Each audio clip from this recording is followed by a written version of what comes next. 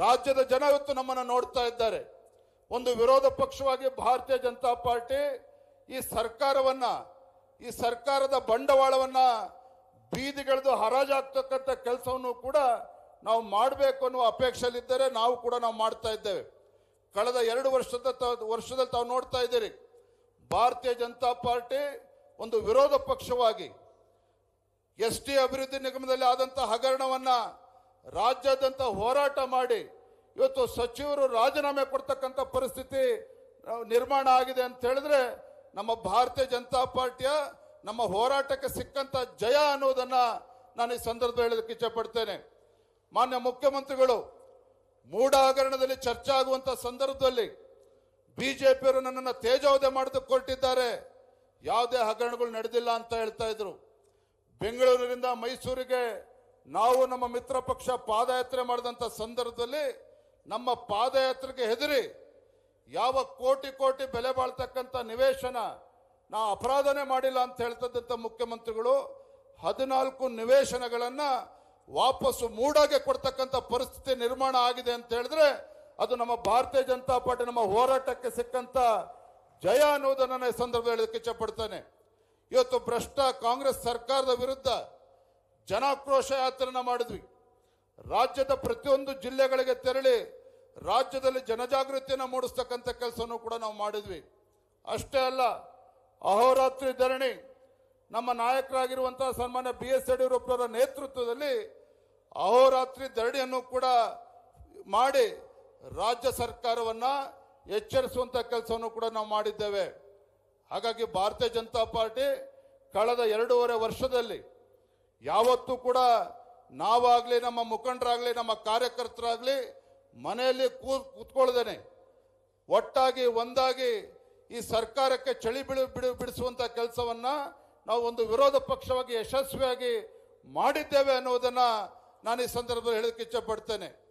ಕೊನೆಯದನ್ನ ಇಷ್ಟನ್ನೇ ಹೇಳ್ತೇನೆ, ಇಷ್ಟೆಲ್ಲದರ ನಡುವೆ ಒಂದು ಕಡೆ ಕೇಂದ್ರ ಸರ್ಕಾರದ ಸಾಧನೆ ಒಂದು ಕಡೆ ಆದರೆ ಇಂಥ ನಾಲಾಯಕ ಕಾಂಗ್ರೆಸ್ ಸರ್ಕಾರದ ವಿರುದ್ಧ ಜನಾಂದೋಲನವನ್ನು ಮಾಡಿಕೊಡೋದು ಮತ್ತೊಂದು ಕಡೆ ಆದರೆ ಮುಂದೆ ಬರ್ತಕ್ಕಂಥ ದಿನಗಳು ಕಳೆದ 6 ತಿಂಗಳುಗಳು ಸಂಘಟನಾ ಚಟುವಟಿಕೆಯನ್ನು ಕೂಡ ನಾವು ಯಶಸ್ವಿಯಾಗಿ ಮಾಡ್ಕೊಂಡು ಬಂದಿದ್ದೇವೆ. ಆದರೆ ಮುಂದಿನ 6-8 ತಿಂಗಳುಗಳ ಕಾಲ ಅನೇಕ ಚುನಾವಣೆಗಳು ನಮ್ಮ ಕಣ್ಮುಂದಿದೆ. ಯಾವ್ಯಾವ ಚುನಾವಣೆಗಳು? ವಿಶೇಷವಾಗಿ ರಾಜ್ಯದ ಜನ ಇವತ್ತು ನಮ್ಮನ್ನು ನೋಡ್ತಾ ಇದ್ದಾರೆ. ಒಂದು ವಿರೋಧ ಪಕ್ಷವಾಗಿ ಭಾರತೀಯ ಜನತಾ ಪಾರ್ಟಿ ಈ ಸರ್ಕಾರದ ಬಂಡವಾಳವನ್ನ ಬೀದಿಗೆಳೆದು ಹರಾಜಾಗ್ತಕ್ಕಂಥ ಕೆಲಸವನ್ನು ಕೂಡ ನಾವು ಮಾಡಬೇಕು ಅನ್ನುವ ಅಪೇಕ್ಷೆಯಲ್ಲಿದ್ದರೆ ನಾವು ಮಾಡ್ತಾ ಇದ್ದೇವೆ. ಕಳೆದ 2 ವರ್ಷದಲ್ಲಿ ತಾವು ನೋಡ್ತಾ ಇದ್ದೀರಿ, ಭಾರತೀಯ ಜನತಾ ಪಾರ್ಟಿ ಒಂದು ವಿರೋಧ ಪಕ್ಷವಾಗಿ ST ಅಭಿವೃದ್ಧಿ ನಿಗಮದಲ್ಲಿ ಆದಂಥ ಹಗರಣವನ್ನ ರಾಜ್ಯಾದ್ಯಂತ ಹೋರಾಟ ಮಾಡಿ ಇವತ್ತು ಸಚಿವರು ರಾಜೀನಾಮೆ ಕೊಡ್ತಕ್ಕಂಥ ಪರಿಸ್ಥಿತಿ ನಿರ್ಮಾಣ ಆಗಿದೆ ಅಂತ ಹೇಳಿದ್ರೆ ನಮ್ಮ ಭಾರತೀಯ ಜನತಾ ಪಾರ್ಟಿಯ ನಮ್ಮ ಹೋರಾಟಕ್ಕೆ ಸಿಕ್ಕಂತ ಜಯ ಅನ್ನೋದನ್ನ ನಾನು ಈ ಸಂದರ್ಭದಲ್ಲಿ ಹೇಳೋದಕ್ಕೆ ಇಚ್ಛೆಪಡ್ತೇನೆ. ಮಾನ್ಯ ಮುಖ್ಯಮಂತ್ರಿಗಳು ಮೂಡ ಹಗರಣದಲ್ಲಿ ಚರ್ಚೆ ಆಗುವಂತ ಸಂದರ್ಭದಲ್ಲಿ ಬಿಜೆಪಿಯವರು ನನ್ನನ್ನು ತೇಜೋವಧೆ ಮಾಡೋದಕ್ಕೆ ಹೊರಟಿದ್ದಾರೆ, ಯಾವುದೇ ಹಗರಣಗಳು ನಡೆದಿಲ್ಲ ಅಂತ ಹೇಳ್ತಾ ಇದ್ರು. ಬೆಂಗಳೂರಿನಿಂದ ಮೈಸೂರಿಗೆ ನಾವು ನಮ್ಮ ಮಿತ್ರ ಪಕ್ಷ ಪಾದಯಾತ್ರೆ ಮಾಡಿದಂಥ ಸಂದರ್ಭದಲ್ಲಿ ನಮ್ಮ ಪಾದಯಾತ್ರೆಗೆ ಹೆದರಿ ಯಾವ ಕೋಟಿ ಬೆಲೆ ಬಾಳ್ತಕ್ಕಂಥ ನಿವೇಶನ ನಾ ಅಪರಾಧನೆ ಮಾಡಿಲ್ಲ ಅಂತ ಹೇಳ್ತಕ್ಕಂಥ ಮುಖ್ಯಮಂತ್ರಿಗಳು 14 ನಿವೇಶನಗಳನ್ನ ವಾಪಸ್ಸು ಮೂಡಾಗೆ ಕೊಡ್ತಕ್ಕಂಥ ಪರಿಸ್ಥಿತಿ ನಿರ್ಮಾಣ ಆಗಿದೆ ಅಂತ ಹೇಳಿದ್ರೆ ಅದು ನಮ್ಮ ಭಾರತೀಯ ಜನತಾ ಪಾರ್ಟಿ ನಮ್ಮ ಹೋರಾಟಕ್ಕೆ ಸಿಕ್ಕಂತ ಜಯ ಅನ್ನೋದನ್ನ ಈ ಸಂದರ್ಭದಲ್ಲಿ ಹೇಳೋದಕ್ಕೆ ಇಚ್ಛೆಪಡ್ತೇನೆ. ಇವತ್ತು ಭ್ರಷ್ಟ ಕಾಂಗ್ರೆಸ್ ಸರ್ಕಾರದ ವಿರುದ್ಧ ಜನಾಕ್ರೋಶ ಯಾತ್ರೆನ ಮಾಡಿದ್ವಿ.